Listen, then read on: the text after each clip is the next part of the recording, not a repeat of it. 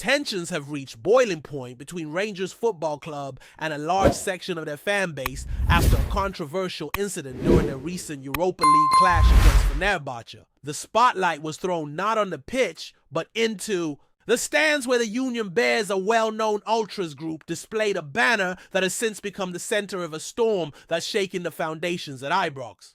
The message on the banner, which read, "Keep woke foreign ideologies out, defend Europe," drew immediate condemnation from UEFA, prompting both disciplinary measures and a heated public discourse that has grown far beyond football. UEFA reacted swiftly and firmly, slapping Rangers with a €3,000 fine and issuing a suspended, partial stadium closure for a 2-year period. But it wasn't just the governing body's response that caused uproar.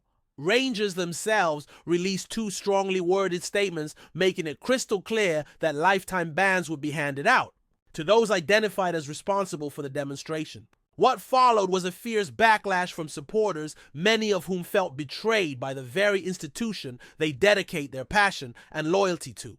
This wasn't just a matter of internal discipline. It quickly spiraled into a larger debate about freedom of expression, the role of politics in football, and whether fans are still allowed to voice their views within the stadium walls.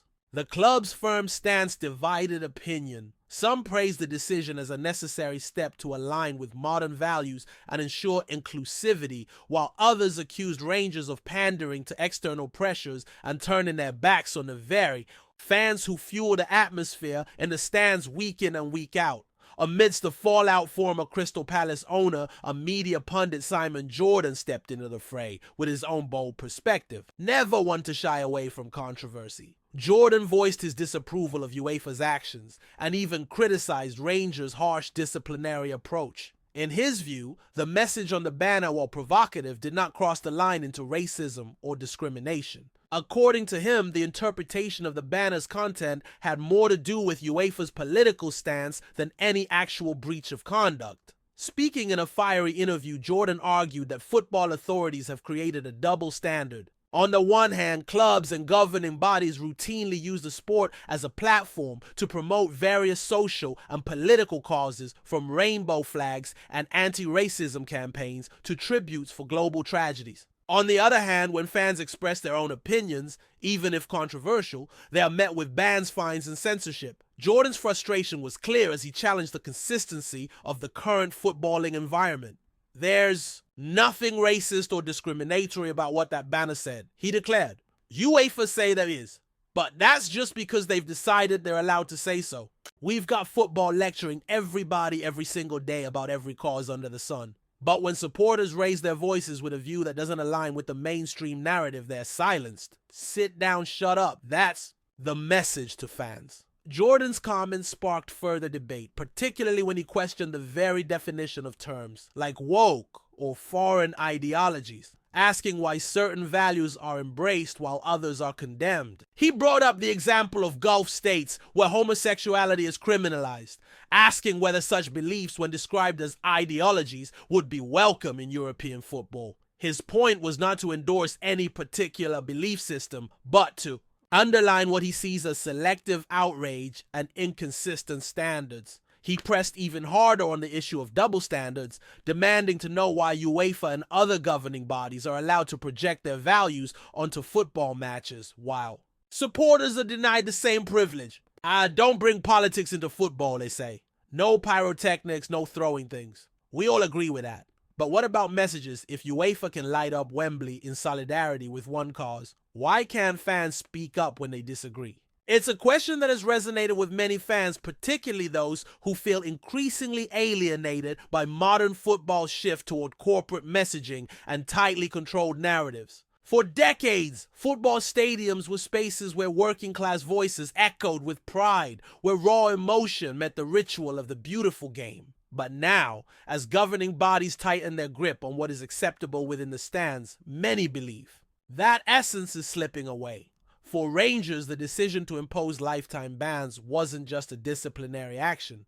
It was a statement of alignment with UEFA's broader values, a step that seems to have caused collateral damage in the form of fan unrest. Social media platforms quickly filled with angry reactions, with some fans declaring they would no longer attend matches, while others accused the board of abandoning the club's roots. Even among those who didn't support the message of the banner, there was discomfort with the idea that fans could be permanently excluded for expressing their views. And so the club finds itself in a delicate position, balancing the demands of UEFA, the optics of the international stage, and the pulse of its own supporters. It's a tough line to walk, especially in an era where every action is scrutinized. Under the magnifying glass of public opinion, this incident has laid bare the fractures between Rangers leadership and a vocal segment of the fan base. Fractures that may take time to heal, if they ever do.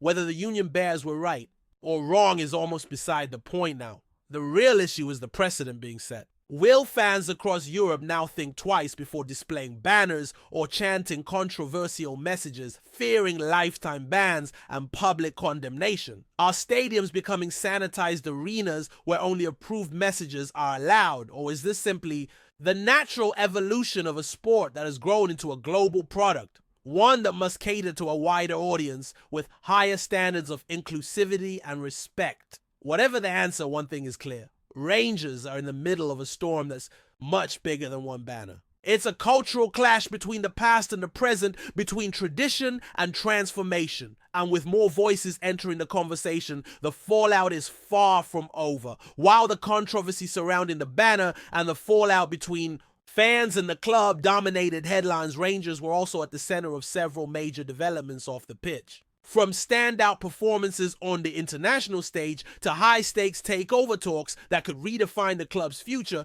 the last 24 hours have been anything but quiet for the Ibrox faithful. Let's start with a player who's been turning heads both domestically and internationally, Václav Černý. On loan from Wolfsburg, the Czech winger delivered a masterclass in his country's latest World Cup qualifying match, helping the Czech Republic dismantle Žalář with a resounding 4-0 victory away from home. It wasn't just a solid display. It was a performance that shouted world-class quality. Černý opened the scoring with a stunning long-range strike in the 21st minute, a shot that left the goalkeeper rooted to the spot. But he didn't stop there. After the break, he turned provider, setting up Bayer Leverkusen's Patrick Schick for the second goal with an inch-perfect cross that split the defense. Beyond the goal and assist, Černý was everywhere, dribbling past defenders with ease, creating opportunities and tormenting Žalář's backline all night. By the time he was substituted in the 79th minute, he had created 7 chances, completed the majority of his dribbles, and registered 70 touches, the most of any attacking player on the pitch. It was a performance that earned him this Man of the Match award and reinforced why so many Rangers fans are desperate for the club to make his loan move permanent this summer. His impact this season has been undeniable. With 17 goals and 7 assists already in a Rangers shirt, Černý has become one of the standout performers under the current regime. He's not just a goal threat, he's a game changer, a player capable of unlocking defenses and turning tight contests in Rangers' favor. His showings in both domestic and international football have ignited growing calls from the fan base to secure his services on a permanent basis before other clubs inevitably come knocking. But while Černý is dazzling on the field, Rangers' hierarchy has been busy behind the scenes navigating one of the most significant ownership discussions in recent memory. Talks are intensifying between Rangers and 49ers Enterprises, the American investment group that owns Leeds United. After months of financial uncertainty and disappointing results on the pitch, the possibility of a takeover has sparked cautious optimism among supporters longing for a clear and stable path forward. The 49ers Enterprises are no strangers to football turmoil. After Leeds United's relegation from the Premier League, they took the reins of a club in free fall and began a meticulous process of stabilization and rebuilding. They injected the necessary funds, brought in the right personnel, and made tough decisions that helped Leeds get back on track. Their calculated approach, combined with a long-term vision for growth, has earned them a reputation for strategic competence in sports ownership. Former Leeds goalkeeper Paul Robinson believes this group could be exactly what Rangers need at this point in their journey. In his view, the 49ers bring more than just money. They offer structured professionalism and a broader understanding of sports management across multiple disciplines. Robinson described it as a rebuild from the ground up, emphasizing that what Rangers require right now isn't just a spending spree, but a complete restructuring of the club's operational and sporting philosophy. From scouting and youth development to commercial strategy and first-team recruitment, everything would need to be reviewed and revitalized. Stefan Borson, a former financial advisor to Manchester City, added weight to the takeover speculation by suggesting that the deal could be finalized at the end of the current season. If all goes according to plan, Rangers could be looking at a significant summer transfer budget in the region of 20 to 25 million pounds. For a club that has struggled to keep up with domestic rivals and make a meaningful impact in Europe, such an injection of funds could be transformational. The promise of new ownership has ignited hope that Rangers can re-establish themselves not just as a dominant force in Scotland, but as a competitive European outfit once again. But what makes the 49ers enterprises particularly intriguing is their long-term vision. Their philosophy revolves around sustainable growth infrastructure development and maintaining financial health without compromising competitiveness. They've already shown that model can work at Leeds, and now with Rangers, they have the chance to apply those same principles to a club rich in history and potential. According to Robinson, what sets the 49ers apart is their understanding of how to build success over time. They don't look for quick fixes or throw money at problems. Instead, they focus on creating a foundation. From academy structure to medical facilities, from backroom staff to player recruitment strategy, ensuring the club is built to last. It's that level of attention to detail and strategic patience that has won over many observers and former professionals alike. The takeover, if completed, wouldn't just be a fresh injection of capital, it would symbolize a shift in our club's direction. With proper investment and the right leadership, Rangers could finally break out of the cycle of short-term thinking and reactive planning that has plagued recent seasons. And with players like Cherney already proving their worth, there's a real opportunity to build a team that can excite fans, compete at the highest levels, and bring silverware back to Ibrox. All of this is happening while the fan base remains deeply divided over the fallout from the UEFA punishment and the club's lifetime bans. For some, the takeover represents a welcome distraction, a new chapter that could help the club move on from internal conflicts. For others, it's a moment of reflection, a chance to ask deeper questions about identity, values, and the relationship between fans and the institution they support. As the season progresses, all eyes will be on how Rangers navigate this critical moment in their history. Will the takeover go through? Will Cherney be signed permanently? Will the club find a way to reconnect with its disillusioned supporters? These are the stories that will shape not just the immediate future of Rangers, but potentially its legacy for decades to come. The decisions made in the coming weeks could define an era. And while the banner controversy has opened a difficult conversation about the boundaries of expression in modern football, it has also exposed the complex dynamics that exist within a club like Rangers, a club steeped in tradition, caught between the expectations of the past and the demands of the present. What happens next will depend on leadership vision and a willingness to confront those tensions head on.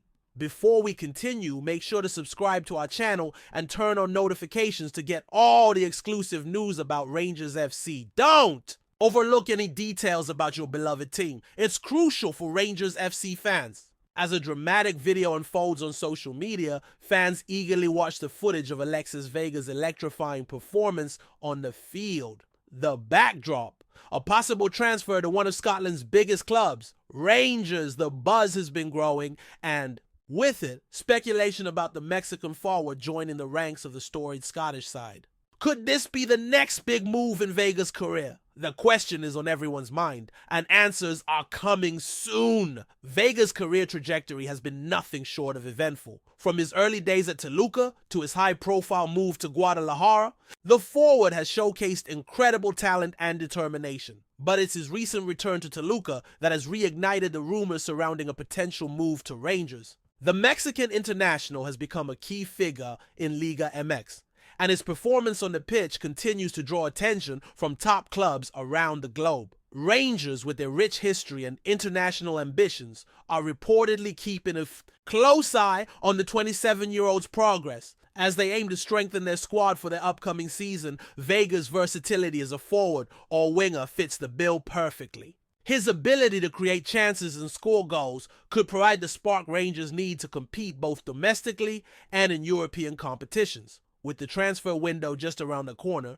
the clock is ticking on a potential deal that could see Vega take his talents to Ibrox. However, it's not just Vega's footballing ability that makes him an attractive prospect for Rangers. His past disciplinary issues and brief fallout with Guadalajara have raised eyebrows, but it's his very unpredictability that could be a risk worth taking for the Scottish Giants. If Rangers can manage his career off the pitch, they could be unlocking a player with immense potential, a forward capable of making an instant impact in the Scottish Premiership and beyond. As fans eagerly await official confirmation, one thing is clear: Alexis Vega's potential move to Rangers would be a thrilling chapter in his career. Will it happen? The speculation continues to build, and with it, the anticipation of what could be a game-changing transfer. Keep watching. The next move could come sooner than we think. Greetings, fans. Make sure to hit that like button and subscribe to the channel, as it's greatly appreciated by Rangers FC. And don't forget to share your thoughts on the news in the comments section below. Until the next video, stay tuned.